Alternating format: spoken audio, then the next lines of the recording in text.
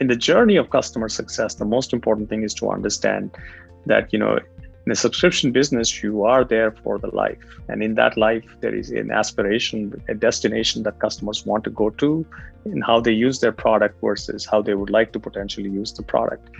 And keeping them on path towards that direction and communicating the incremental features, the incremental product updates that is helping them get to that destination is probably one of the most important things that good success teams would do. And that's what will keep your customer for life, because essentially it's not about the monthly review and the weekly operational review with all of the customer teams and like, hey, thank you.